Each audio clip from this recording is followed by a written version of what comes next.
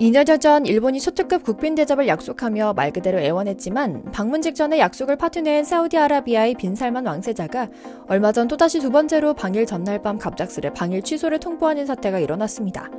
일본 사람들은 이제 외교적인 모욕이다, 일본은 패싱하고 한국을 챙기는 이유가 무엇이냐라며 억울한 분노를 드러내고 있는데요.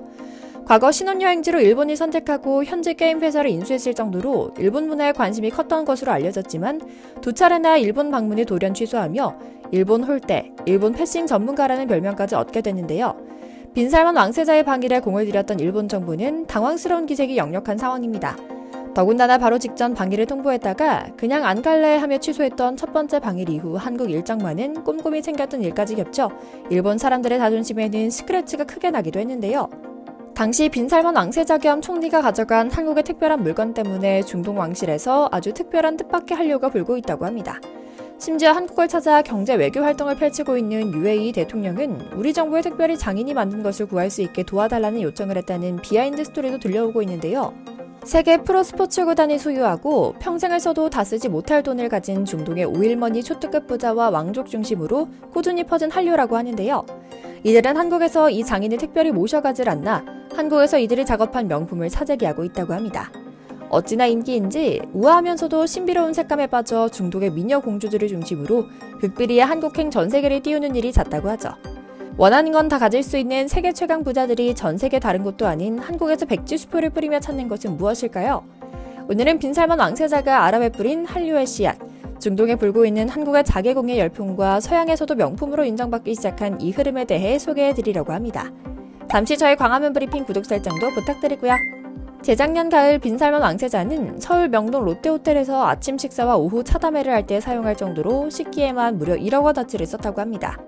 이슬람 문화권에선 엄격한 기준 아래 생산, 유통, 조리된 할랄 음식만을 허용하는데요. 이에 충실한 신도들은 종교적으로 금지된 음식을 만드는 데 사용된 조리도구나 이를 담은 식기를 사용하는 것마저도 피하기 때문이었다고 하죠. 그런데 그가 특별하게 꼭 짚어 이것 참 마음에 든다, 아름답다 라고 평가하며 본국으로 풀세트를 구매해 바리바리 싸들고 갈 것으로 명한 것이 있습니다. 바로 자개 구절판 그릇이었다고 하는데요.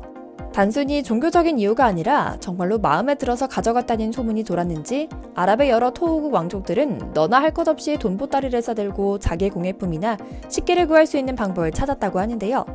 이 때문에 서울에 주재한 각국 대사관 직원들이 한국의 장인을 찾아다녔다는 보도가 나오기도 했죠. 사실 이런 유행은 중동과 한국과의 오랜 인연에 기인한 것이기도 합니다. 유목민족인 사우디는 접대 문화가 발달했는데요.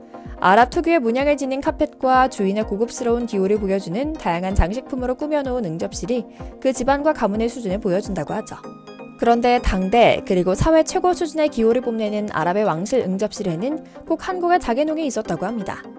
과거 자개 기술은 오로지 한국과 사우디, 이란 등지에서만 보인다고 하는데요. 고려시대 예성강 하류에 위치한 중요한 나루였던 병란도를 통해 아라비아 상인들과의 교역이 있었다는 점을 고려하면 한국의 자개 양식이 오랜 세월 아랍 왕족들 사이에서 고급스러움의 상징으로 여겨진다는 것은 어제 오늘 일은 아닌 겁니다. 그 전통과 취향이 현대에도 이어지고 있는 것이고요. 또 다른 세계적인 큰손인 아랍에미리트의 알 나흐얀 대통령도 자개와 관련한 특별한 행보를 보이고 있기도 합니다.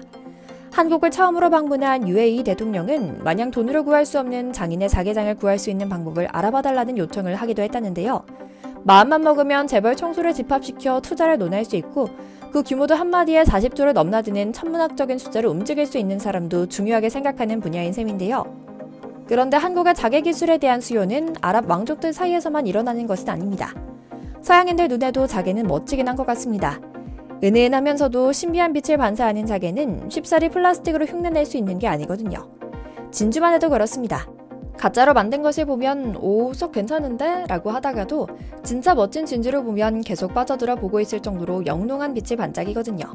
바로 한국인의 손기술과 오랜 세월에 걸친 노하우가 들어갔을 때 비로소 진정한 매력을 발산하죠.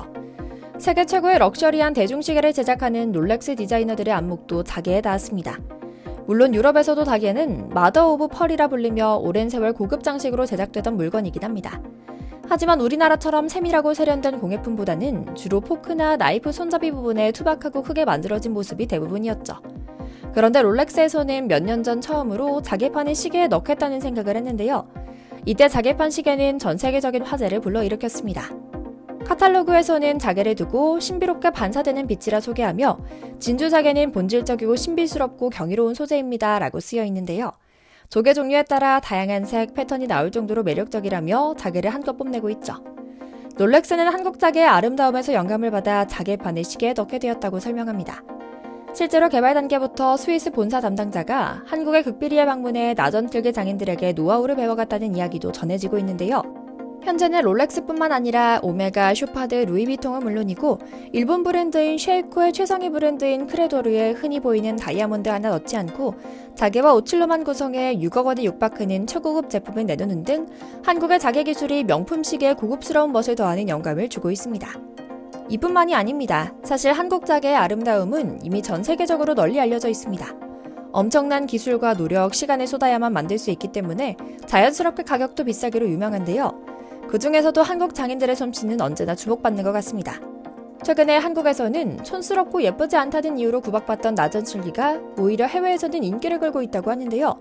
평범한 외국인들마저 한국 여행을 다녀온 친구들의 기념품에서 나전칠기를 발견했으며 나전칠기로 장식된 보석함 같은 소품을 선물 받고 어린아이처럼 뜰듯이 기뻐하는 모습을 발견할 수 있습니다.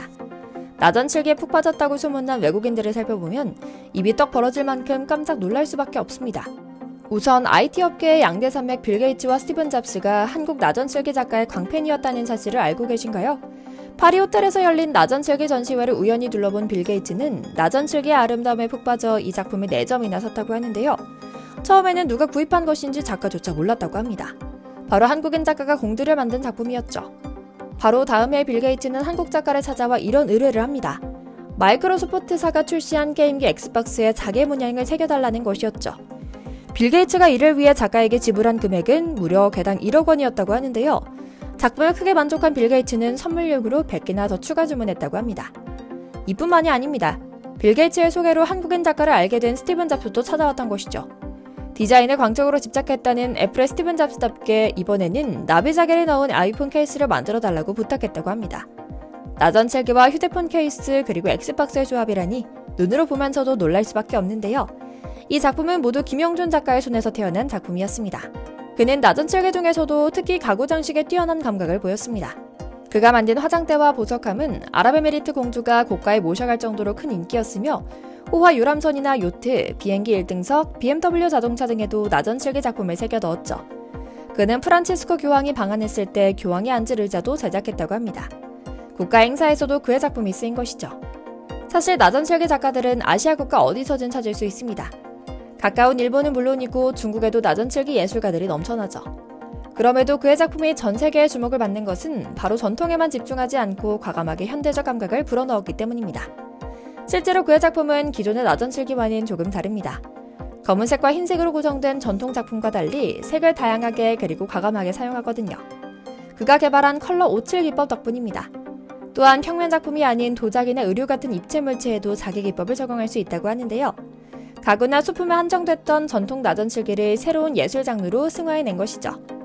이런 추세라면 앞으로 그의 행보가 어떻게 될지가 더 기대되는 요즘인데요. 김영준 씨뿐만 아니라 우리 문화를 지키기 위해 무던하게 노력해온 장인들 덕분에 명맥이 끊길 뻔했던 나전칠기 공예가 다시 살아나는 것 같아 참 감사한 마음이 가득하죠. 우리나라 장인들의 멋, 담백하면서도 화려하고 은은하면서도 진한 우리의 나전칠기가 지닌 신비한 아름다움이 세계 곳곳에 더 많이 알려지길 기원하며 오늘 영상 마치겠습니다. 저희 광화문 브리핑 구독, 좋아요도 부탁드리고요. 오늘도 시청해주셔서 감사합니다.